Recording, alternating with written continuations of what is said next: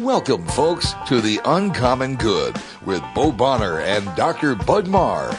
Every week, diving deep into the truth of Catholic social teaching and restoring all things in Christ.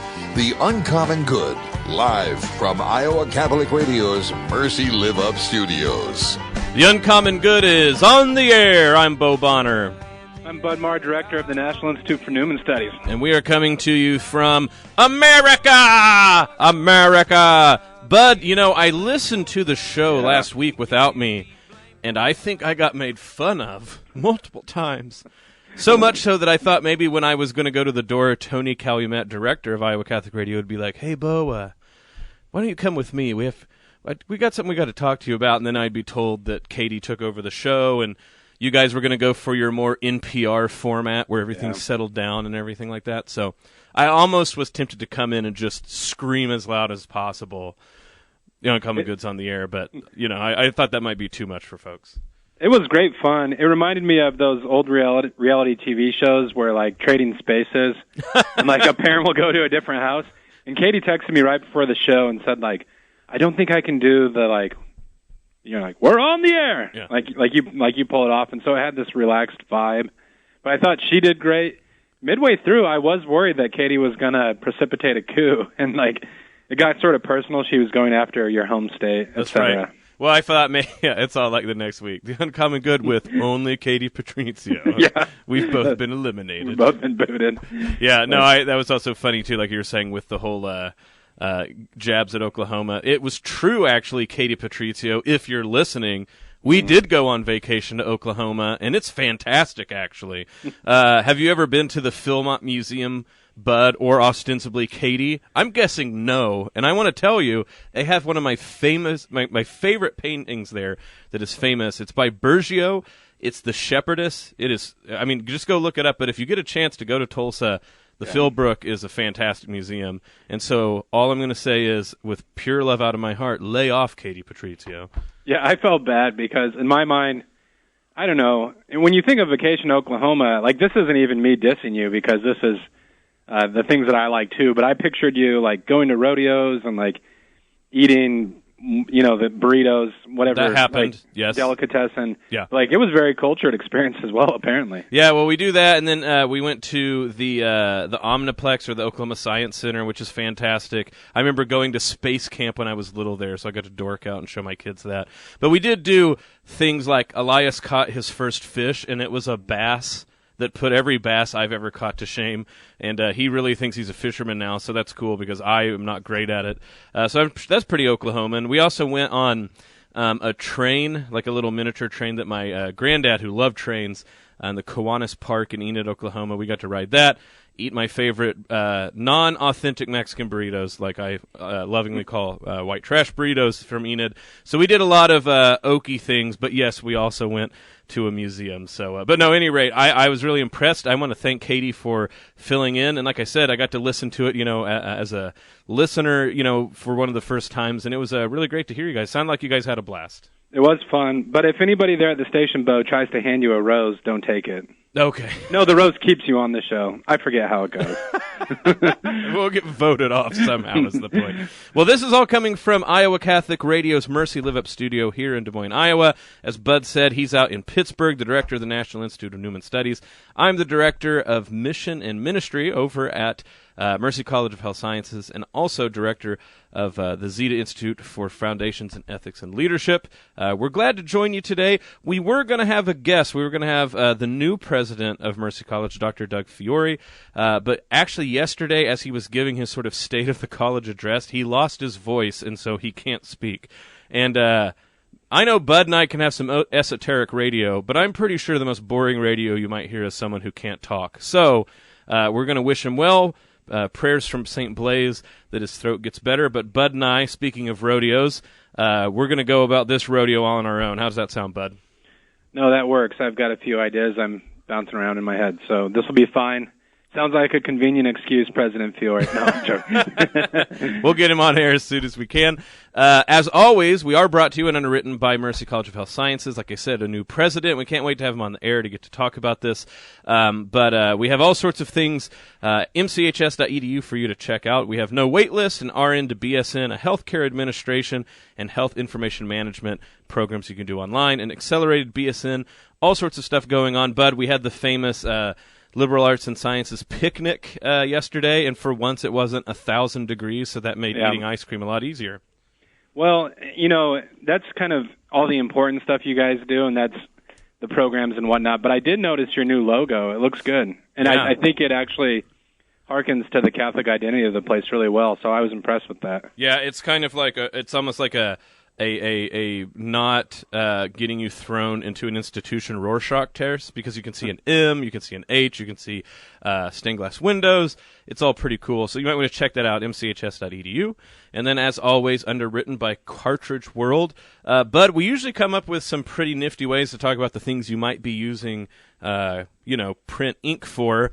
I haven't thought of anything today. Well, I feel like, with Independence Day coming up, you're probably going to need paper, printing supplies, whether that's like crafting flyers for your fireworks display or printing off signs to like tell people to flush the toilet if they use your bathroom. That's true. Yeah, like that reminds me, when we do our big 4th of July shindig, when we have it at our uncle's, we have so many family members, he rents a porta potty and the guys have to go outside. Yeah. And so he has a sign that says guys outside. So, you print that enough, you're going to start eating through all of that printing cartridge stuff. And what do you need to do, Bud? Go to Cartridge World. Yep, exactly 801 right. 73rd Street, Windsor Heights, 515-564-7400. For business customers, pickup and delivery are available. So this is the Uncommon Good. When you get back, it will be Bud and I, but we're going to have a great time. Stick around after these messages. So, Bud, you probably just heard that.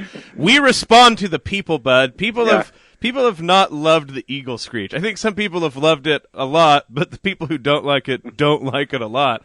So responding to the people, at least for this week, we have the cat screech, actually a meow. But if you have other input for the show, Bud, guess where they can go if they have input for the show? I'm guessing. That cat meow just got me. Yeah. I think I suggested like a jaguar roar as a replacement, but yeah, I went cat meow. No, I'm guessing you're sending them to the Zip Whip line. That's right, 515-223-1150. But I don't think you need to make that quiet, Jeb. You can throw that one up a bit. So 515-223-1150, the Zip Whip. And if you have ideas for us or questions or other animals you might like to be our show bumpers, let us know. This is the Uncommon Good. We'll be back after this break. Rock Valley Physical Therapy, dedicated to your health and well-being. Serving patient needs to making better lives, we have outstanding outpatient physical therapy, occupational hand therapy, and sports medicine rehabilitation. Rock Valley offers unprecedented one-on-one care. With 7 convenient locations in the Des Moines Metro to the Southwest Iowa area, we serve the entire diocese. For more information, rockvalleypt.com or 515-221-1621. Rock Valley Physical Therapy, making better lives. Since 1924, St. Vincent de Paul has been helping those less fortunate work towards self-sufficiency. Last year, St. Vincent de Paul helped over 20,000 individuals with food, clothing, and shelter, while also offering classes in financial literacy, high school completion, career readiness, and prisoner re-entry. svdpdsm.org, 515-282-8327. Shop, donate, volunteer, serve. This message was brought to you by Homemakers Furniture. Support for the Uncommon Good is provided by Cartridge World. Cartridge World is an industry leader delivering high-performance printing products that help you save time, money, and print great. Perfect for businesses, home offices, college students, or busy moms trying to find affordable printing supplies including ink, toner, paper, or printers. For business customers, pickup and delivery are available. Products are guaranteed or full replacement. Cartridge World, your low-cost, environmentally friendly printing experts, 801 73rd Street in Windsor Heights, 515-564-7400, and online at cartridgeworld.com. Support for Dowling Catholic Sports is provided by Two Rivers Glass and Door, providing commercial glass and aluminum storefronts. 515-222-4860. Joe at tworiversglass.com.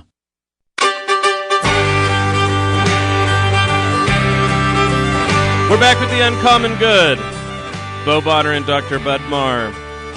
Bud, we've already got feedback about the cat's meow, but it was actually from you. You're worried that we're being passive-aggressive. I actually just think that we're being jovial and willing to hear the full gamut of God's creatures and the various yelps and shrieks that they make. Well, I'm nervous to throw any of our listeners under the bus, but I just had a couple people say to me that if they're listening to the show and the eagle screech comes on, like in the radio or something, it actually frightens them. And Jeb said it's strange because in the studio the volume sounds fine, but he went back and listened to one of the recorded episodes, and it is loud. Alarming. So I don't know if there's a middle ground. I've also had a couple of people say to me, like, they don't know the background to the eagle screech, and it's just like sort of disorienting. That brings but you talked about the mystery, Bud, right? You're like, ooh, mystery. So anyway, really, we have the Zip Whip line, the 515-223-1150. We have the ways that you guys want to, get involved. I know that right now we're talking about people who also listen in Oklahoma, and I know it's not live. But if you leave anything on the line, even if it's not the day we're playing, if you put hashtag UCG, that is a way to leave a message for us. And at this point, I just think we're going to open it up. We have to have these bumpers between the broadcast and then the regional lines that we do.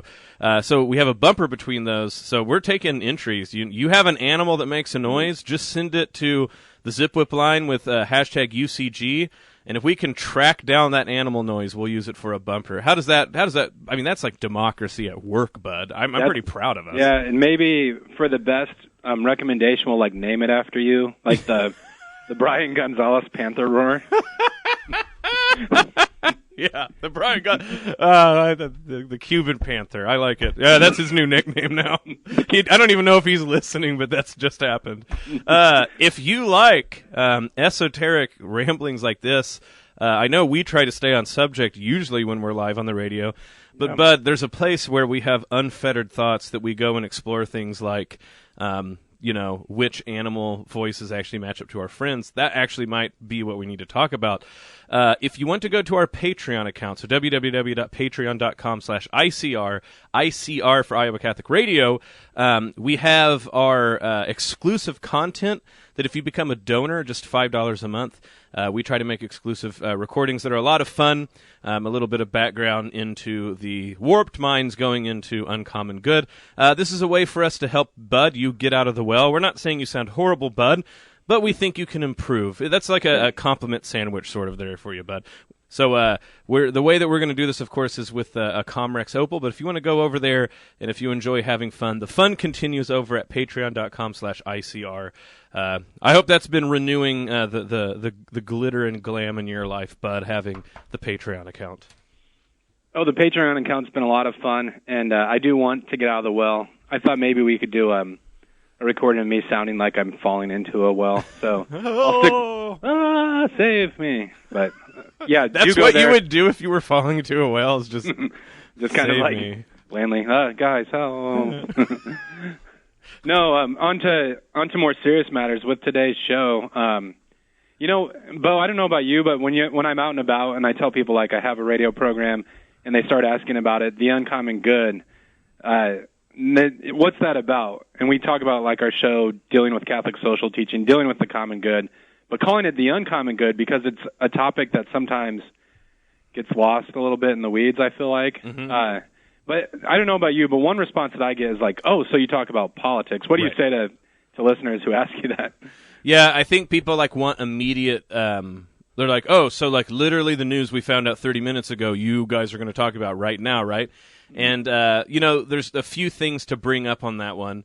One is, so Bud and I think, we read books, we pay attention, we look at the news tweets, but we are not political scientists, nor would I say that I'm anywhere nearly informed enough to make off-the-cuff, from the holster decisions about what is it that the church really is going to say or come down on, or what is the wisest thing that we can look at on any one particular thing bombarding the airwaves on TV, or like we said, blowing up your Twitter feed. What I say is what we try to do is get at a much deeper level, the sort of principles, the meat and potatoes of what it means to have a Catholic view of the social order, but also the supernatural order and how those two things go together, so that what may, whatever problem shows up in your news feed, the Uncommon Good might do a better job of helping you take a step back and interpreting it. So I don't know, but if you have a shorter way to put that, but I try to tell people that we try to go deeper and prior to arguments about left and right, prior to arguments about which political decision immediately on the horizon needs to be made, and said, what is the well, to go back to that metaphor, that we draw the water from that's going to give us the ability to talk about these things? Well, Bo, in all seriousness, when I say this, for me the show has been great because I feel like I'm still growing into these topics, and I see our show as like an ongoing conversation about them. And one of my favorite interviews of this past year was with our friend Brandon McGinley, talking about detachment parenting. Mm-hmm. And he was saying, like, one of the big temptations in American society today is to say, I want a certain outcome for my children, education-wise, where they live, how much money they make. And he said, as a parent, he had to come back to, like, what's the eternal destiny of my children? How do I parent in such a way that I'm not attached to even, like, what might be goods for my children's life, but it's all subordinated to knowing God and loving God? And I feel like with our show, we have sort of detachment politics. Yeah. Like, we want to talk about how the issues that we're wrestling, the goods that we share in common, how do we orient those towards eternal ends? And what's paradoxical to me about the Christian faith, one thing is that, like Christianity, what we say is like all of our lives need to be directed towards that end. And the paradoxical part is by doing so, we actually foster the good of our communities. Well, one of the things, and like you said, I am not degrading political participation. Yeah. I like how you said this about detachment politics. We don't mean you shouldn't participate in the political order. We mean you should cultivate a detachment about this. One way, bud, I'm going to go on record, record this, that Facebook helps our spiritual life in this regard, is, how Facebook shows you, like, things you said a year ago or 3 years ago? Yeah. And, like, you'll get that random Facebook post where, like, you were, I'm talking to myself now, frothing at the mouth about the current, like, big deal about the news of the day. And you look back and you go, like, oh, wow, that is like an ephemeral bubble on the top of a bathtub that has popped and no one cares about anymore. And it's funny about how it's not that we shouldn't participate in the politics of the day. And we've always said the more local, the better. There were just elections, and I wonder how many people went and voted for them, the local ones. Yeah. But beyond that, you have to not white-knuckle grip politics, because nothing will seem more out of date than like so another example, living in Iowa, which has been sort of a trip. If you don't know this, if you live in Iowa, you do, or you've been like hiding under a rock. For anybody else that listens, Des Moines is like the first place all of these presidential hopefuls show up for, and they do it early. And I've heard that, but then I lived it, by moving up here. And goodness gracious, everybody and their cat who thinks they're going to be presidents hanging out like at Chintro, just like sitting on the curb like, president, right? Yeah. What's crazy is they all put up billboards all throughout Des Moines, and those billboards stay up for months after the actual candidate has gone away and after the actual election has happened. And what a better... it's just such a great poetic device of, like, putting out your trust in princes, because it's all like, random guy, random gal for president. And you're like, man, if you hold on too tight for all of this, you will look like an old bumper sticker or billboard. And nothing looks more dated in, like, an old picture than a political bumper sticker. And that's even including, like, mullets, which are technically making their way back, bud. I don't know what to say to that. On a few people. Is this something you're imposing on your son? No, but like, because Mike Gundy's done it, my dad, my Bob Bonner of all people, is growing his hair out. Not quite a mullet, but he's growing it out. So now my kids are like, should we get mullets? And I'm like, I never thought I'd live to see this day. But anyway, back to the series. Well, yeah. Well, as you were speaking, one thing, it's kind of funny because you can give these, like, you can be talking in conversations this way about, like, the eternal destination of goods and different things like the values that Catholics hold. And then at the end of it, people always do want the brass tacks. And it's like, so who do I vote for then? Or what do I do now? And as Christians and as Catholics, I feel like we're always wrestling with this. Mm-hmm. Like, you go back to the Gospels, and I've heard some preachers say, like, and they had good intentions, that Jesus wasn't political. And I see what they're sort of getting at. Like, he's not political sort of like in the way we describe presidential candidates as being political. Right. But he was very forthright and brass tacks about, like, how we should handle our money, how we should relate to other Christians, the poor. Like, he even set up ways for Christians to, like, confront each other, right, if they have a beef with each other. And to me, a lot of this goes back to, Bo, like, how do we describe Christ? Like, I heard people say, well, he was a revolutionary. And then you get to the Passion narratives, and Pilate sort of questioned him, like, so what is your ultimate goal in all of this? And Jesus says, my kingdom's not of this world. Right. And I think, again, listeners hear that and they say, like, oh, so he's, like, it's a different kind of idea, like, it's out of this world. Yeah. But I think what Jesus is saying is, like, no, the authority that I hold, which as readers of the gospel we know, like, it's authority over the entire universe, it's not granted by any temporal authority.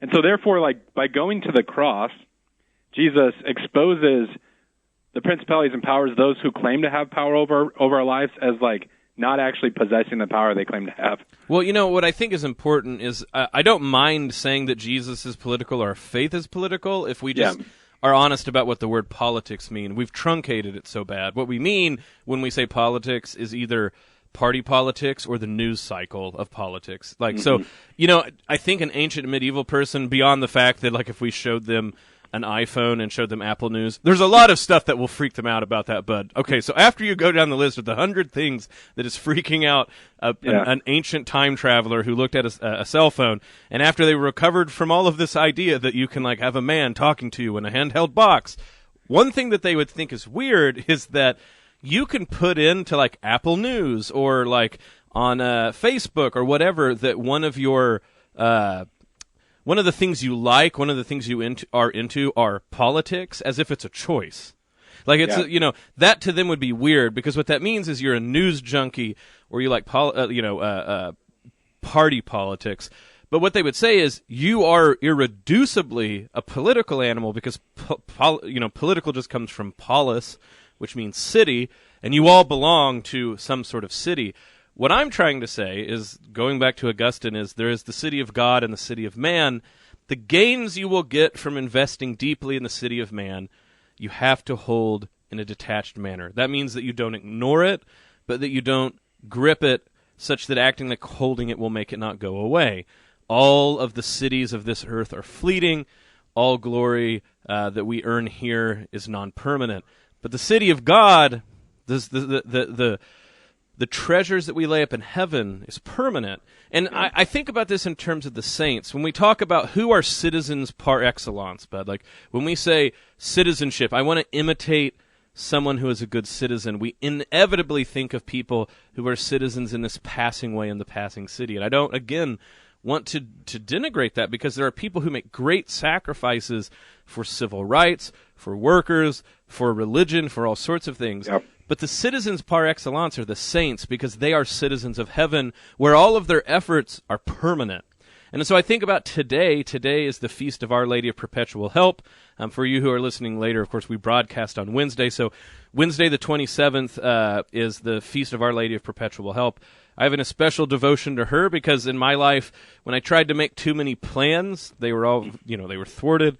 So I turned that over to Mary, especially in her apparition of Our Lady of Perpetual Help. And I started to realize, we're bad at making plans, but the saints are much better at it. And that's because I think the saints are alive and living in God. I do not think they're dead. I think they are here with us in whatever particular way that works out metaphysically. We don't have to figure out on the show all at once. But I turn over so many things to Our Lady of Perpetual Help, many other saints besides. That doesn't mean that they magically answer everything that I've ever asked, but that I think that I'm putting it into a group of trustworthy friends, co-heirs, and also a community, a real polis, that they are citizens of the city of God, and that they have our best interest in mind if we let them. And so sometimes, but I guess when I hear people ask our show, well, what are you about? Are you going to talk about this immediate problem in the news? I go, well, are we thinking about this in terms of only the politics of the city of God, or do we believe that the city of God, the city of man, or do we believe that the city of God has something to do with the city of man? And do we ever entrust these things that we're confused by to the citizens of the city of God? And I hope that our show helps people realize this connection is of the utmost importance. Yeah, I really like, Bo, how you bring it back to the saints there, and that gets at my idea of like once you order your life towards eternal goods and turn it all over to divine providence, it gives you this kind of freedom that you wouldn't have otherwise. Like if we don't imitate the saints, we will inevitably be depressed about who's elected or like the direction of our finances, whatever it happens to be. But you look at the lives of the saints, and they were so filled with the Spirit that, like I've been amazed always thinking about like St. Isaac Jogues and the Jesuit martyrs, like returning to a tribe that had already tortured them, or like St. Teresa of Lisieux, like facing death at a young age, and the kind of joy that she was able to like live out in those circumstances. And it gives them, St. Francis of Assisi embracing lepers, like they're able to do these works that are almost incomparable, difficult to understand, precisely because they've turned over their lives to God completely. And notice how none of them are quietist either. I think sometimes people hear this and they go, oh, so you're saying just ignore politics. Well, you know what, Bo? People are dying on the streets. People are doing this and that. And I go, no, I don't think you've listened to me if you can interpret what the saints do as quietism. Because I'm actually saying not only in their lives did they do radically culturally and civilizationally transforming things. Like we're still dealing with the ripples of St. Francis, for instance. Yeah. But they continue to be involved. And that to me is this real sort of crux of the matter, is we can say we're Catholic and we believe these things, but I just ask people, one of my things I keep repeating here is, you say you have a personal relationship with Jesus, but to me one of the strongest markers would that be, are you willing to have a fight with Jesus? Because everyone I have a personal relationship with, I've had a fight. Do you trust Jesus enough to, actually talk to him like you think he's really alive? And I say the same about the saints. We talk about them, but we kind of act like they're old dead people that just have, a lot of really cool virtues that we should imitate. And I go, no, if we believe in the communion of saints, it's not quietist to ask the saints for help. That's us believing that they can do things now. And I guess that's what I hope this show, I hope it comforts those who need comforted, but I hope it afflicts those who need afflicted. And one of these afflicting questions I have for you, friends, is, do you believe the saints are real and alive and can change things now? And if so, not just as like sort of like magic floating fairy totems in the sky, but as citizens that are really share a bond of connection with you, citizens of the city of God, helping us here in the Vale of Tears within the city of man. We are not of the world, but we are in it, and we believe that our brothers and sisters, fellow citizens, the saints, can help us. And how many, that's accusing you and me too, bud. How many times do we act like they're real? Oh, I know. Yeah. You were telling me once that, like, on your drives to and from work back in the day, you'd stop at the cemetery, right? And I always thought that sounded odd, but just like being overwhelmed one time with the presence of those who'd gone before us. Yeah, you're making me sound a lot more holy. It was actually much more desperate. I had a horrible job that only met 3 times a year. This was 3 days a week. This was in the Great Recession. We lived in Wichita, and I drove back to Bartlesville, Oklahoma, to and fro just for 3 days a week. It's the only work I had. And there was this cemetery that seemed to pop out of nowhere. I realized the town was around the bend, and I'm just an idiot. But I thought like it was just this graveyard on the plain. And I stopped, and I said, like, I prayed for the souls in purgatory, and I go, and if any of you are no longer in purgatory, like, please help me get a job, because I can't do this anymore for my family. And within like a month or two, that's when I got the job at the Newman Center at Wichita State that I think has the winding road that got me here. And so that was really cool, but I don't want to make it sound like, man, Bo is a real pious person. Actually, Bo is desperate. Maybe was hallucinating driving down a really small highway in southeastern Kansas, but it's actually there. But how many energy drinks were you in on that? That's right. No, but I thought when we come back, Bo, we can talk about the philosophy that informs cultures. I think sometimes for myself growing up, I thought Christianity was something like you sprinkled on an already existing world. I love, that's perfect. So we'll get to the break. When we get back, that's exactly what we'll talk about. This is the Uncommon Good. We'll be back after this. Man, that, I don't know, but other people might bring in other animals, but I'm digging the cat so far. If you want to connect with Iowa Catholic Radio and maybe tell the station manager that you need to tell the idiots to cut it out with the cat noises, you can do so on Facebook, for instance, Iowa Catholic Radio, our Twitter handle at IA Catholic Radio. Talked about the text line already, 515-223-1150. And in all of that, if you have something particularly for the Uncommon Good, just put hashtag UCG. We have our Intune biweekly newsletter mailed out every other Wednesday. Complete, easy-to-navigate source for station headlines, event registration, program highlights, and more, and only 2 emails per month. And then, like we said, if you go over to the patreon.com account /ICR for ICR for Iowa Catholic Radio, we have exclusive content for donors who want to donate $5 a month. This is the Uncommon Good. Stick around. We will be back after these messages.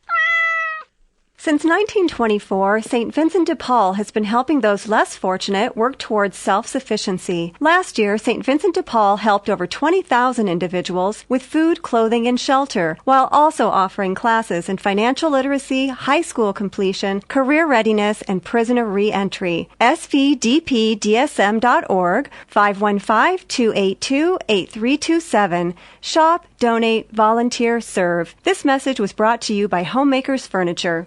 Beacon Insurance provides beyond the expected service and coverage. You'll feel better knowing that you have the right insurance coverage. Beacon Insurance provided by Rob McCarger at Liguori Insurance Agency, 515-285-0370, or online at ligori-insurance.com. Support for the Uncommon Good is provided by Cartridge World. Cartridge World is an industry leader delivering high-performance printing products that help you save time, money, and print great. Perfect for businesses, home offices, college students, or busy moms trying to find affordable printing supplies including ink, toner, paper, or printers. For business customers, pickup and delivery are available. Products are guaranteed or full replacement. Cartridge World, your low-cost, environmentally friendly printing experts, 801 73rd Street in Windsor Heights, 515-564-7400, and online at cartridgeworld.com. Support for Iowa Catholic Radio's broadcast of Dowling Catholic sports and activities is provided by Chemin, using science to improve the world. Chemin is on the leading edge of molecular science, manufacturing more than 500 specialty ingredients used by the feed and food industries and the health, nutrition, and beauty markets. Chemin's vision is to improve the quality of life by touching half the people of the world every day with their products and services. Chemin, using science to improve the world. Online at chemin.com.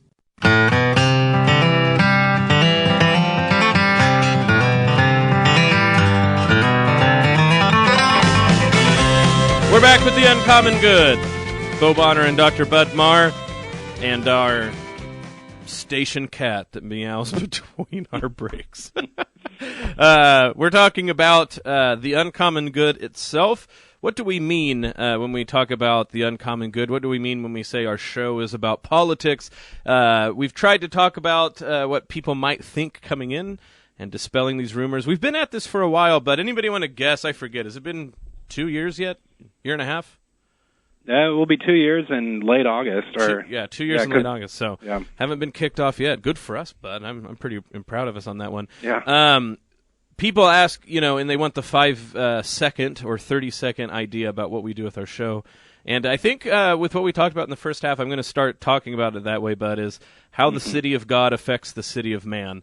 And in what ways the saints and what they've done play a role into all of that, and how that hopefully helps us in everyday life live different. Now, before we left on the break, you started to bring up, we need to talk about, if we're going to be more helpful in this regard, how it's not just that Christianity is like salt and pepper or even, paprika in the big stew of a civilization, that it's something different entirely. So I throw that back to you. Where do you want to head talking about that? Well, I guess, growing up and just like learning about the faith, there were times where like the world around us seems so real in some ways, like it's what we deal with on a regular basis. And it has this kind of solidity or like immediacy to us. And I thought following Jesus was something that I kind of added on top of life as it really is. But as as I've reflected further on these matters, like I've come to see just how important, like I guess you could say religion or a philosophy is to informing a culture. And what I mean by that is if you look at the world as it is, like, but what comes to mind for me is like, why do people like to visit old European towns that have been sort of untouched by modern civilization? Right. And it's because there's these artifacts that are a testimony to a certain culture that existed before ours. And if you look at how they designed their buildings, like which buildings were most prominent, the art that they created, all of those things were a manifestation of what they believed about God and what they believed about human life. Yeah, I think that we pull this number in our class that we teach at Mercy College, Student Leadership, and especially when it was team taught by you and me, I thought this was to maximal effect. I still have to act like I still am informing all these students who have actually never met you that I used to teach just with Bud Mar. You can use me as a foil. Yeah, and everybody's all like, "Oh gosh, Bo's talking about that Bud Mar, his imaginary friend." But when we teach this, you know, and I have to give you credit for this because you made the PowerPoint something that I would never do because I hate them. Yeah. But you show, like, in contrast, what is at the middle of different cities? Yeah. So what's at the middle of these cities that you're talking about? And right in the middle, of course, is the church and the courtyard. And then what is in the middle of our cities? And people can go on for like 5 minutes not really saying what is at the front and center of nearly every modern, city big enough to be like incorporated that way. And it's the financial center. And even like in the sort of architecture of these modern cities, we show that like what's central to us literally is finance. And it's never like a structure that's integrated, right? It's not the church and its courtyard and the surrounding things that make the church work.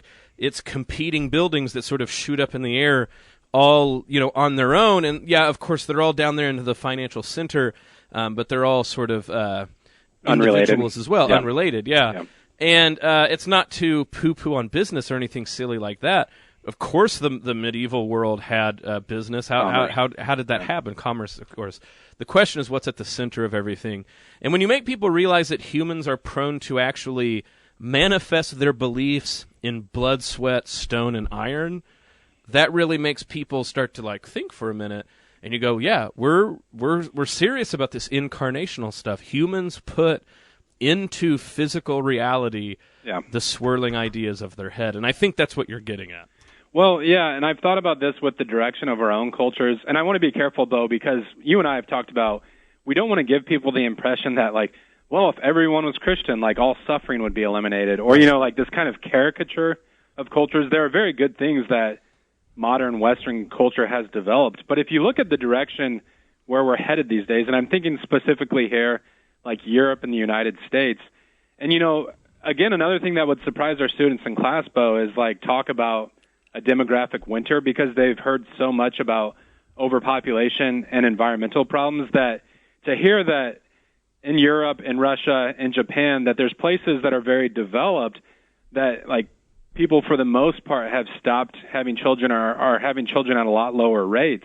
And you begin to ask like, why is that the case? Well, for me in part, Bo, and you can push back against this, but like it seems to me that when you lose faith in God and when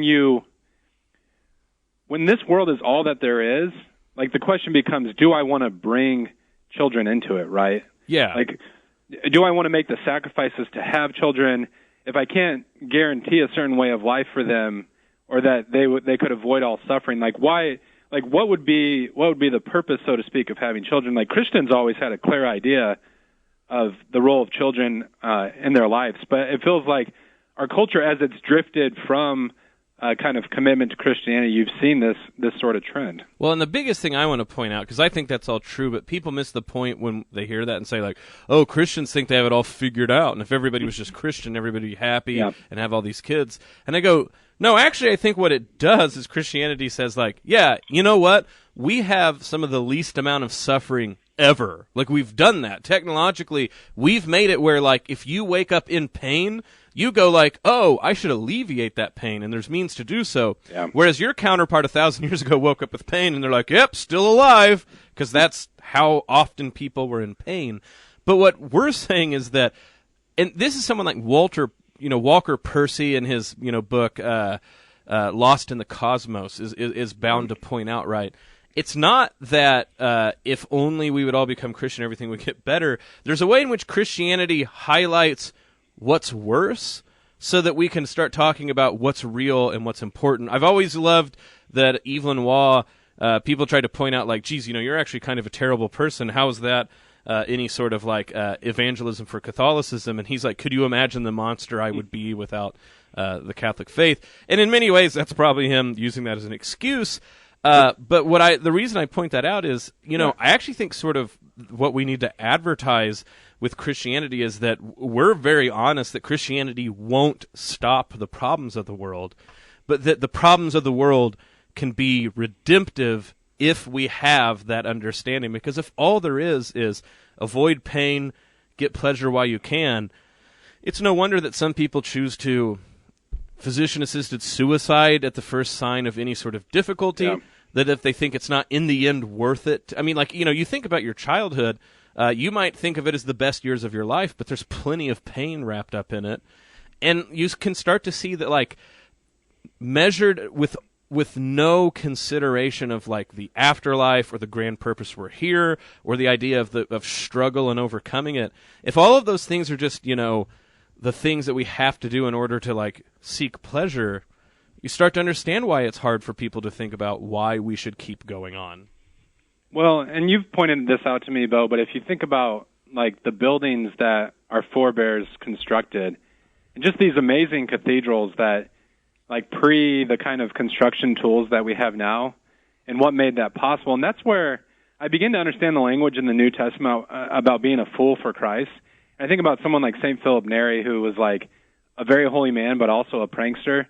And again, this kind of freedom that the faith provides where whole communities or individual saints could say, I'm going to do something beautiful, but also grand and almost kind of like, how would you say it? Like being a fool for Christ, like, I want to use the word incomprehensible, but what I have in mind is, like, who takes the time to build Chartres Cathedral, right? Right. Only a community that believes that the saints who have gone before us are still among us, and who believe that there's a God, I think, who, again, there's a permanence to what we do. Nothing in the eternal scheme of things is lost. And so you had, like, how did you put it to me before? Like, there's these buildings that people would build that, like, they wouldn't even see the completion of, but they have the kind of faith to say, like, we're going to do this anyway. Yeah, I mean, I think that you say, like, okay, it's not only that, like, oh, I might not see it done. I mean, when you're like, I mean, hopefully, Bud, you and I live to ripe old ages, and it's not like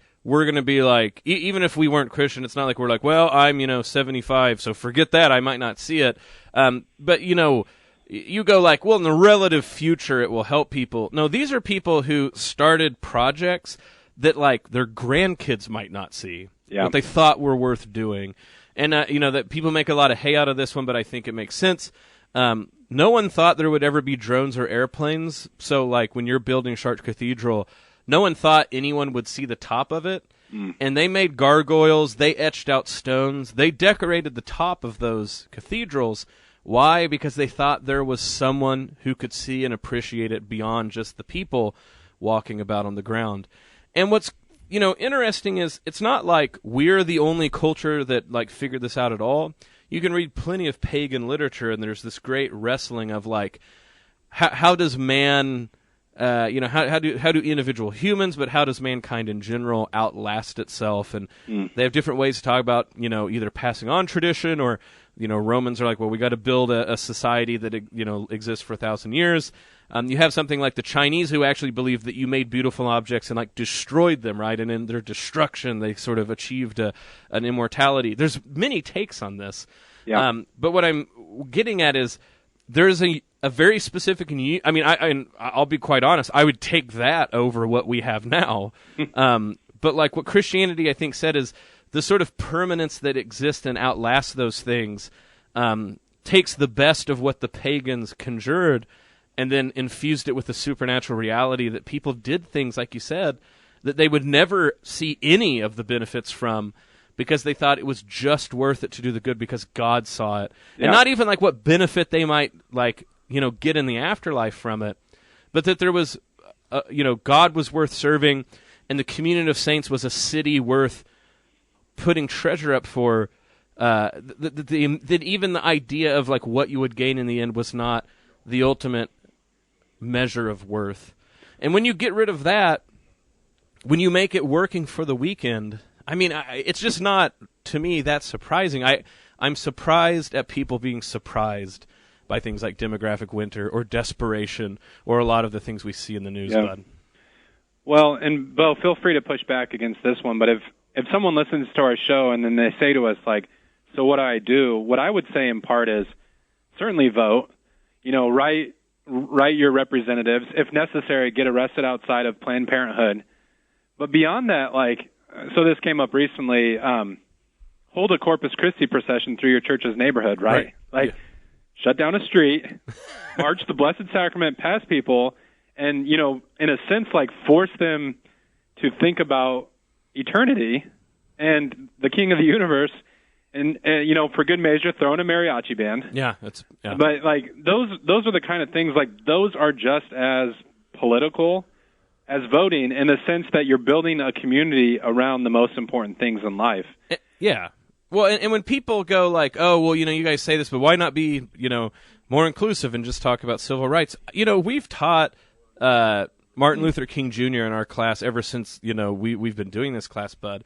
And I think one of the things people seem to miss when we've sort of put him on a stamp and then, ignored him is most of his pitch was, if you say what you say about God, you can't do this to a group of people. Yeah. If you say what you do about Jesus Christ, if you say what you do about the kingdom of heaven, if you say what you do about Christianity, what you're doing to my people's wrong.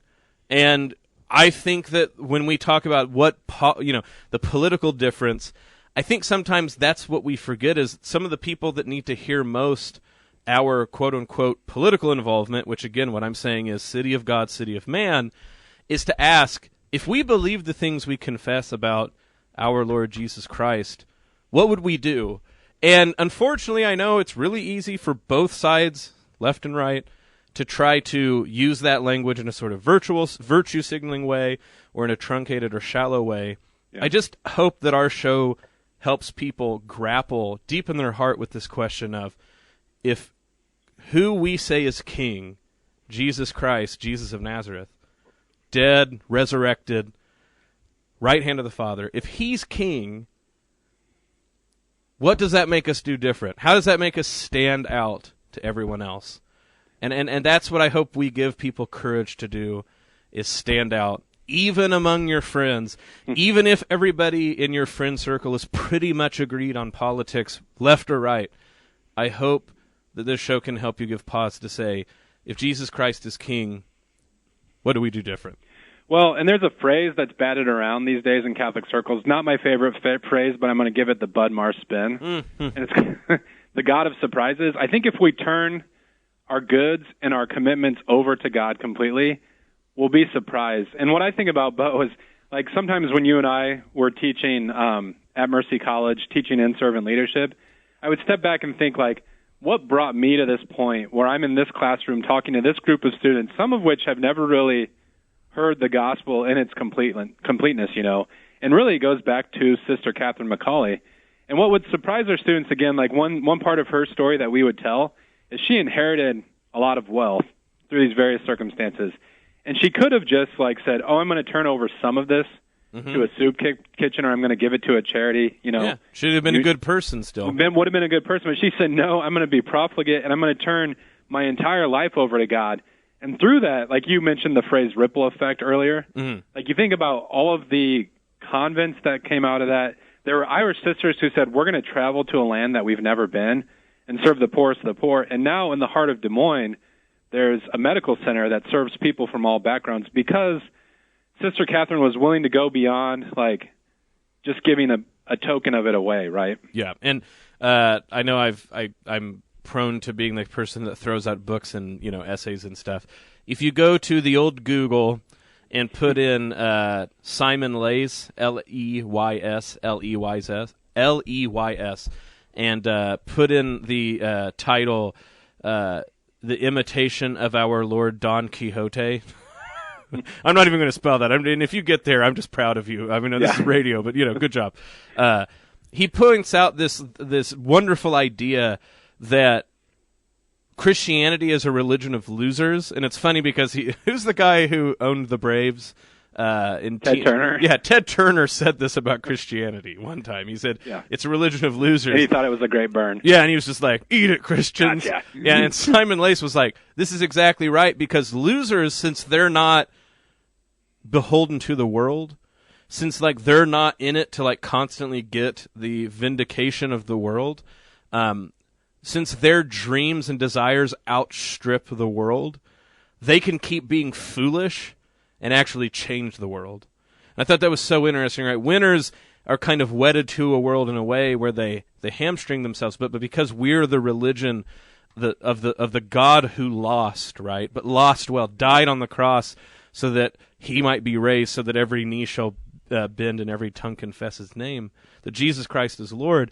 Since we're that religion, we can do foolish things and not count the cost. And I think that's what you're saying, right? When we hear Jesus in the Beatitudes say, give without expecting in return, we too woodenly think, I wonder if I'll get my $20 back. But you look at Sister Catherine Macaulay, and she just stopped worrying about it. She just said, we're going to do this. It wasn't even a hemming and hawing. It was that it's not even worth considering. It just went away from her mind. And I hope that our show embodies some of that. I really hope, I think that you can say this with Iowa Catholic Radio, the 10-plus years we've been around, is people really just said, stop worrying about the return on this and do this for the Lord. And I hope that's what our show gets across for people. Well, speaking of books, Bo, I keep praying that you'll write a book. You throw out this phrase sometimes, ruin your life well. And I want to hear the definitive take in 200 pages. But when I hear you use that phrase, what I think about is we all know that we're going to die. There's no way of escaping that fact. And Jesus reminds his listeners of this and says, look, there's been guys who worked 60 hours a week and they stored up all these treasures, and then they said, now I'm going to sit back and enjoy it. And they didn't realize that very life, your life will be demanded of you.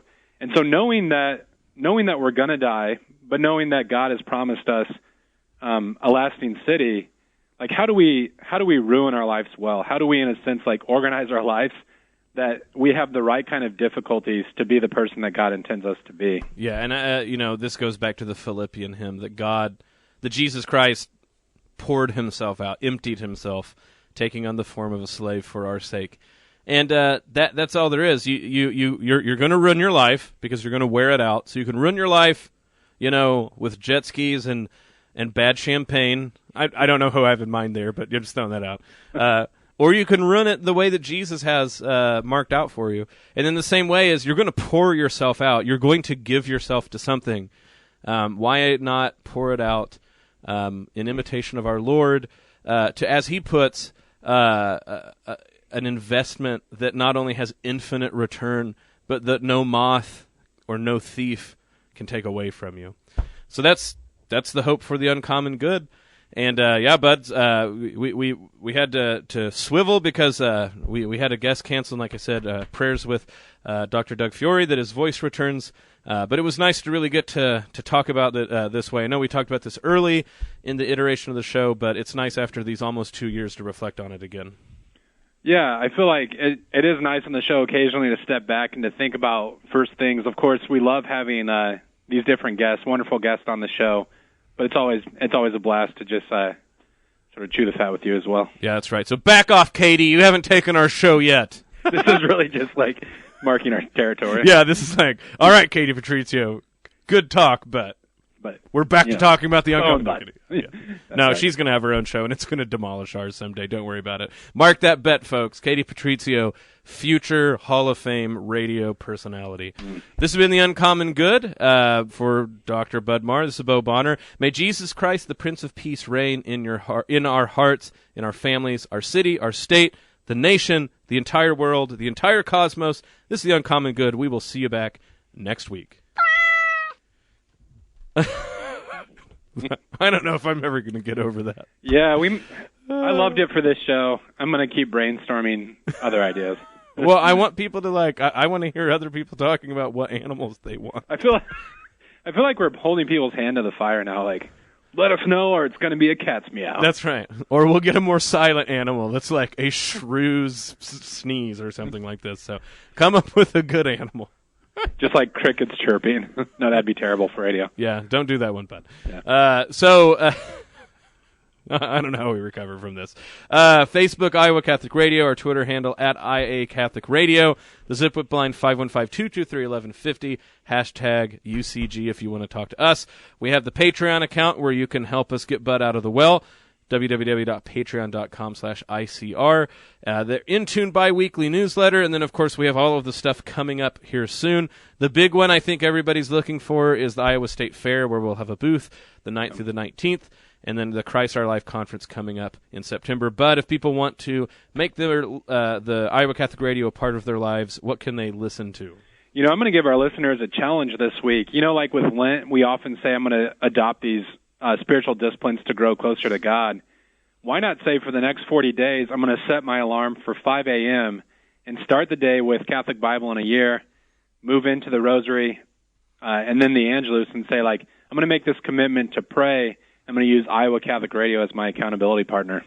I love it, Bud, and it's I think that people should hear that shout out as a wonderful way for a challenge to grow deeper in the faith. I don't want to make a challenge on this one, but I'll throw out that if you like what we're doing, you want to be a part of our ministry, you don't have to get on the radio and have a show. By your donations, we're able to get this ministry of Jesus Christ broadcast out 24/7. Goes through walls. If you want to consider giving, that can be a part of our ministry. And as always, for Bud, thanks, man, for coming back. It's good to hear your voice after being gone for a week. Yeah, be safe this 4th of July, and I guess try to keep the kids from lighting fireworks off of your trunk. This is the Uncommon Good. We'll see you next week.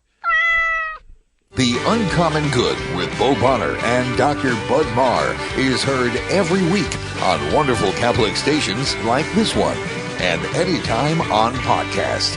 Just search for The Uncommon Good.